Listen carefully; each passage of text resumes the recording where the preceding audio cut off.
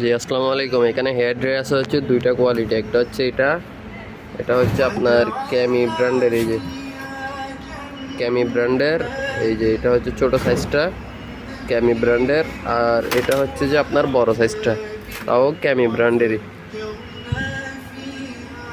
দুটোটাই ক্যামি ব্র্যান্ডের। আপনার এটা হচ্ছে বড় ছোট আর কি।